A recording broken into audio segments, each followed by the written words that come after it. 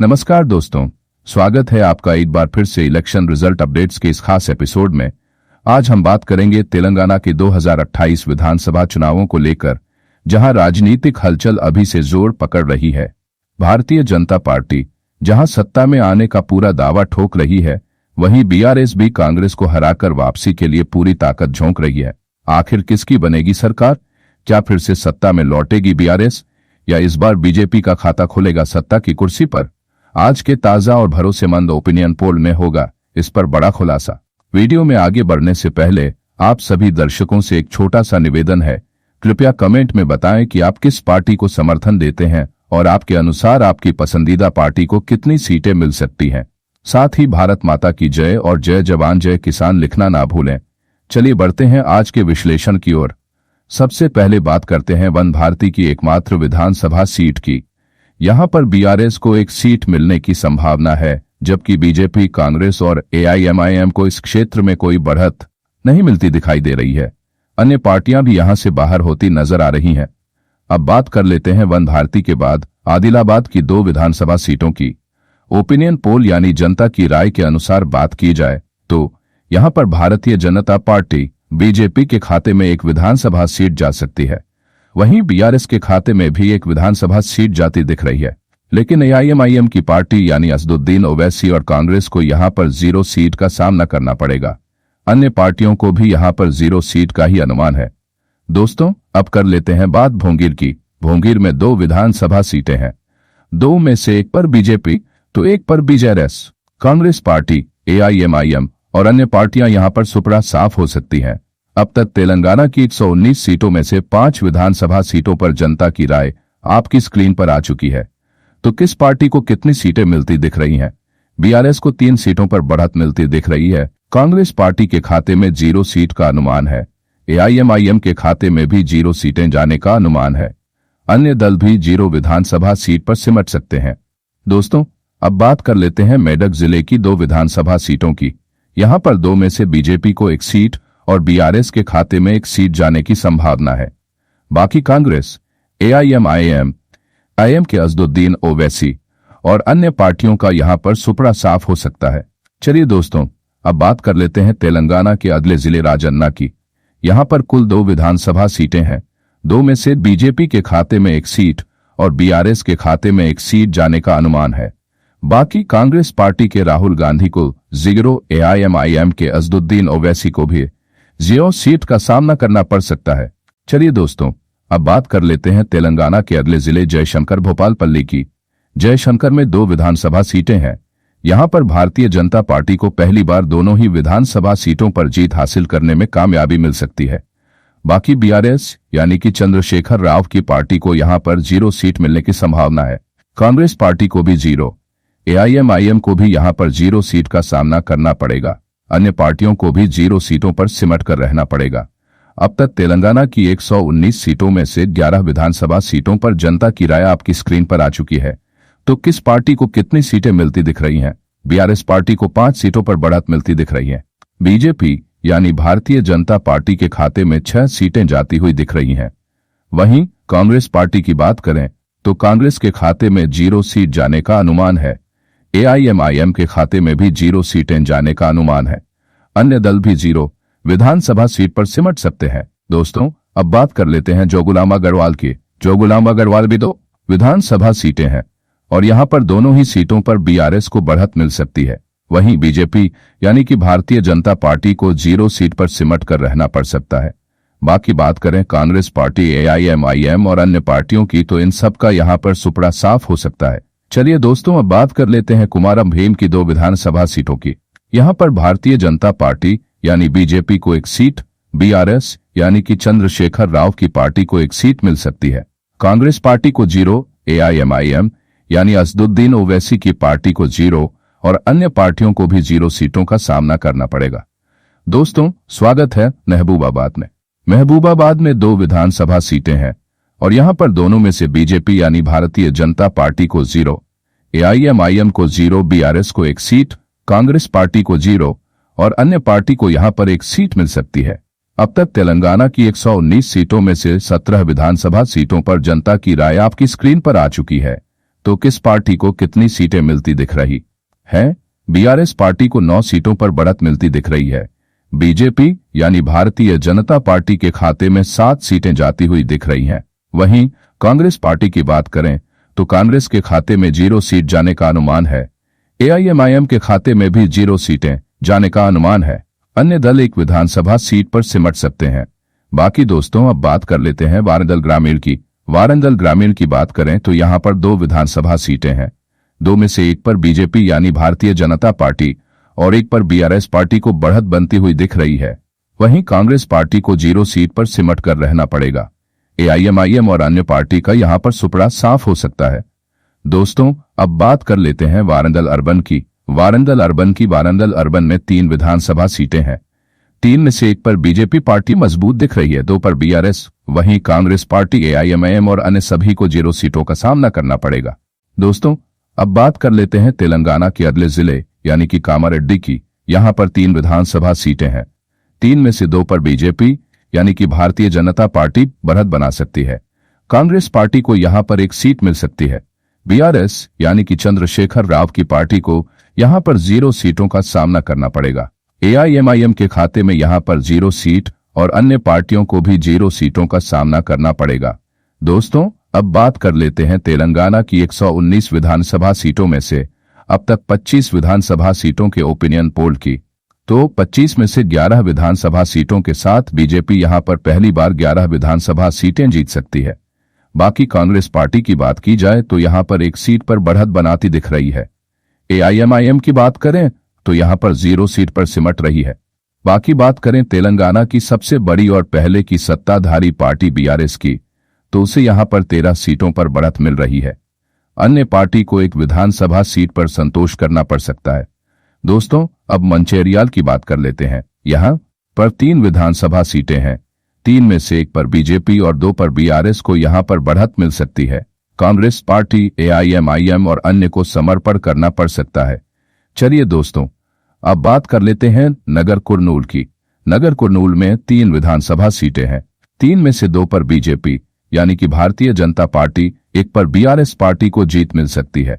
वहीं कांग्रेस पार्टी के खाते में 0, एआईएमआईएम के खाते में भी 0 और अन्य को भी 0 सीट का सामना करना पड़ेगा।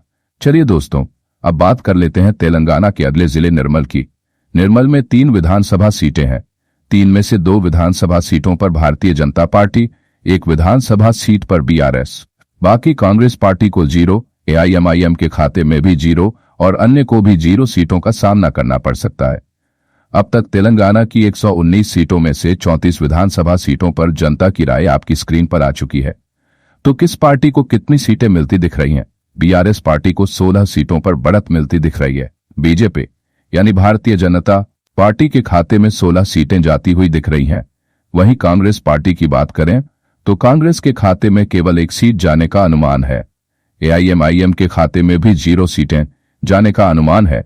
अन्य दल 1 विधानसभा सीट पर सिमट सकते हैं। चलिए अब बात कर लेते हैं जगतियाल की। यहां पर 3 विधानसभा सीटें हैं। 3 में से 1 पर बीजेपी, 1 पर बीआरएस और कांग्रेस पार्टी को भी 1 सीट पर जीत मिल सकती है।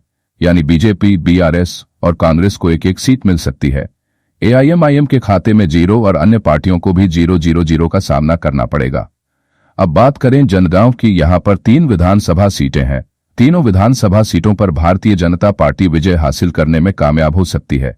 बीआरएस यानी कि चंद्रशेखर राव की पार्टी को यहां पर 0, एआईएमआईएम, कांग्रेस तथा अन्य पार्टियों का यहां पर सुपड़ा साफ हो सकता है। चलिए दोस्तों, अब बात कर लेते हैं तेलंगाना की।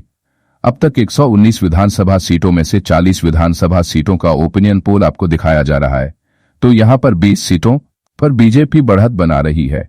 बीआरएस को यहां पर 17 सीटें, कांग्रेस पार्टी को 2 सीटें और अन्य पार्टी को 1 सीट मिल सकती है। चलिए अब बात कर लेते हैं तेलंगाना के पेदापल्ली जिले की। यहां 3 विधानसभा सीटें हैं। चंद्रशेखर राव की पार्टी बीआरएस को 1 सीट, बीजेपी यानी कि भारतीय जनता पार्टी को 2 सीटों पर जीत मिलती दिख रही है।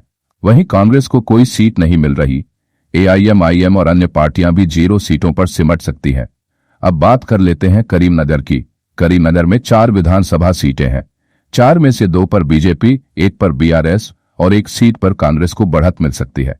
यानी बीजेपी को 2 सीटें, बीआरएस और कांग्रेस पार्टी के खाते में एक एक सीट जाती हुई दिखाई दे रही है। एआईएमआईएम और अन्य पार्टियों को 0 सीट का सामना करना पड़ेगा। चलिए दोस्तों, अब बात कर लेते हैं सिद्धिपेट की। सिद्धिपेट में 4 विधानसभा सीटें हैं। इनमें से 3 पर भारतीय जनता पार्टी यानी बीजेपी बढ़त बना रही है। बीआरएस को यहां पर 1 सीट, वहीं कांग्रेस पार्टी, एआईएमआईएम और अन्य पार्टियों का सुपड़ा साफ हो सकता है। अब तक तेलंगाना की 119 सीटों में से 51 विधानसभा सीटों पर जनता की राय आपकी स्क्रीन पर आ चुकी है। तो किस पार्टी को कितनी सीटें मिलती दिख रही हैं? बीआरएस पार्टी को 20 सीटों पर बढ़त मिलती दिख रही है। बीजेपी यानी भारतीय जनता पार्टी के खाते में 27 सीटें जाती हुई दिख रही हैं।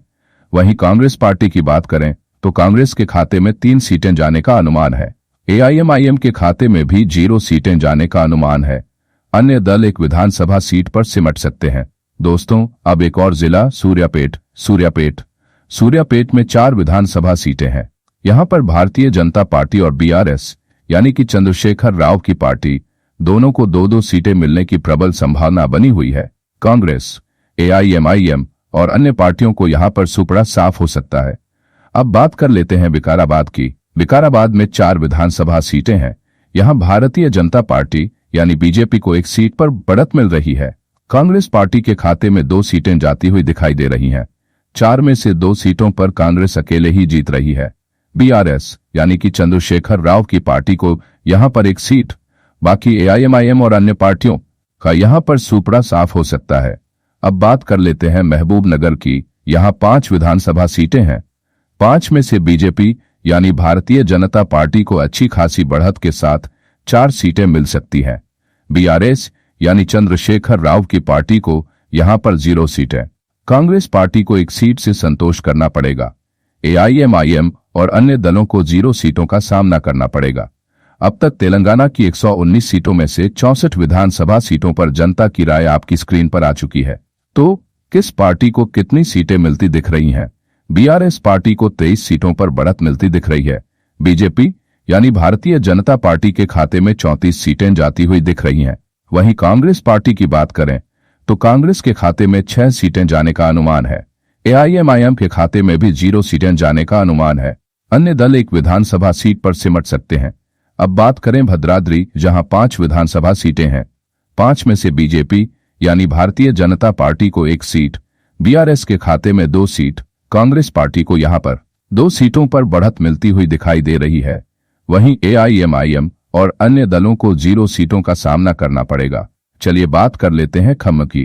खम्म में 5 विधानसभा सीटें हैं। 5 में से 2 पर बीजेपी और 1 पर बीआरएस को बढ़त मिल सकती है। कांग्रेस पार्टी के खाते में 1 सीट जाती हुई दिखाई दे रही है। एआईएमआईएम और अन्य पार्टियों को 0 सीट का सामना करना पड़ेगा। अब बात करें मेडचल मलकाजगिरी की। मेडल मलका में 5 विधानसभा सीटें हैं। 5 में से 2 पर बीजेपी और 2 पर बीआरएस को बढ़त मिल सकती है। वहीं कांग्रेस पार्टी के खाते में 1 सीट जाती हुई दिखाई दे रही है। एआईएमआईएम और अन्य पार्टियों को 0 सीट का सामना करना पड़ेगा। अब तक तेलंगाना की 119 सीटों में से 79 विधानसभा सीटों पर जनता की राय आपकी स्क्रीन पर आ चुकी है।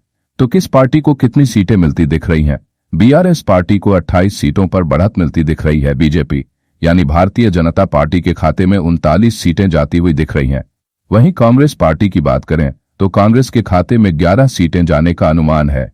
एआईएमआईएम के खाते में भी 0 सीटें जाने का अनुमान है।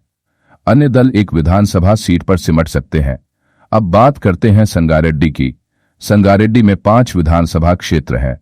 यहां पर 1 विधानसभा क्षेत्र में बीजेपी यानी विजय रेड्डी आगे बढ़ सकते हैं, तो वहीं बीआरएस यानी कि चंद्रशेखर राव की पार्टी को यहां पर 3 विधानसभा सीटों पर बढ़त मिल रही है और कांग्रेस पार्टी के खाते में 1 सीट जाती हुई दिखाई दे रही है। एआईएमआईएम को यहां पर 0 और अन्य पार्टियों को भी 0 सीटों का सामना करना पड़ेगा। दोस्तों, अब बात कर लेते हैं नलगोंडा की। नलगोंडा में 6 विधानसभा सीटें हैं। 6 में से 3 पर बीजेपी, 1 पर बीआरएस को बढ़त मिल सकती है। कांग्रेस पार्टी के खाते में 2 सीटें जाती हुई दिखाई दे रही हैं। एआईएमआईएम पार्टी और अन्य पार्टियों को 0 सीटों का सामना करना पड़ेगा। अब बात करते हैं निजामाबाद की। निजामाबाद में 6 विधानसभा सीटें हैं। 6 में से 2 पर बीजेपी को बढ़त मिल रही है। यहां से बीजेपी का सांसद भी है। बीआरएस को 2 सीटें और कांग्रेस पार्टी को भी 2 सीटें मिल सकती है। एआईएमआईएम और अन्य पार्टियों को यहां पर 0 सीट का सामना करना पड़ेगा। अब तक तेलंगाना की 119 सीटों में से 96 विधानसभा सीटों पर जनता की राय आपकी स्क्रीन पर आ चुकी है। तो किस पार्टी को कितनी सीटें मिलती दिख रही हैं? बीआरएस पार्टी को 34 सीटों पर बढ़त मिलती दिख रही है। बीजेपी यानी भारतीय जनता पार्टी के खाते में 45 सीटें जाती हुई दिख रही हैं। वहीं कांग्रेस पार्टी की बात करें तो कांग्रेस के खाते में 16 सीटें जाने का अनुमान है। एआईएमआईएम के खाते में भी 0 सीटें जाने का अनुमान है। अन्य दल एक विधानसभा सीट पर सिमट सकते हैं। अब बात करते हैं रंगारेड्डी जिले की। यहां 8 विधानसभा सीटें हैं। 8 में से 4 पर बीजेपी और 1 पर बीआरएस को बढ़त मिल रही है। वहीं कांग्रेस पार्टी के खाते में 3 सीटें जाती हुई दिखाई दे रही हैं। एआईएमआईएम और अन्य पार्टियों का यहां पर सुपड़ा साफ हो सकता है। चलिए दोस्तों, अब बात कर लेते हैं हैदराबाद की। हैदराबाद की 15 विधानसभा सीटें हैं। यह तेलंगाना की राजधानी है। इन 15 सीटों में से 3 पर भारतीय जनता पार्टी को बढ़त मिल रही है। बीआरएस को 4 सीटें, कांग्रेस पार्टी को 1 सीट, अन्य पार्टियों को 0 सीट का सामना करना पड़ेगा। दोस्तों, अब तक तेलंगाना की सभी 119 विधानसभा सीटों पर जनता की राय आपकी स्क्रीन पर आ चुकी है। तो किस पार्टी को कितनी सीटें मिलती दिख रही हैं? बीजेपी यानी भारतीय जनता पार्टी 52 सीटों के साथ सबसे बड़ी पार्टी बनती दिखाई दे रही है। बीआरएस पार्टी 39 सीटों के साथ दूसरे नंबर की पार्टी बनती दिख रही है। वहीं कांग्रेस पार्टी की बात करें तो कांग्रेस के खाते में केवल 20 सीटें जाने का अनुमान है। एआईएमआईएम के खाते में 7 सीटें जाने का अनुमान है। अन्य दल एक विधानसभा सीट पर सिमट सकते हैं। यह साफ नजर आ रहा है कि पहली बार बीजेपी तेलंगाना में बीआरएस और कांग्रेस को सीधी टक्कर देती दिखाई दे रही है। कांग्रेस पार्टी यहां पर सिर्फ 20 सीटों पर सिमटती नजर आ रही है। तो यह था तेलंगाना का ताजा ओपिनियन पोल सर्वे। लेकिन याद रखिए, यह सिर्फ एक ओपिनियन पोल है, नतीजे नहीं। अंतिम फैसला तो जनता ईवीएम में बटन दबाकर ही करेगी। आपका क्या मानना है? क्या फिर से कांग्रेस पार्टी सरकार बना पाएगी, या भारतीय जनता पार्टी लेगी सत्ता की कमान, या फिर बीआरएस करेगा वापसी और देगा बड़ा सरप्राइज? कमेंट में अपनी राय जरूर दीजिए और हमारे चैनल इलेक्शन रिजल्ट अपडेट्स को सब्सक्राइब कीजिए ताकि आप तक पहुंचे हर चुनावी अपडेट सबसे पहले। धन्यवाद। जय हिंद, जय भारत।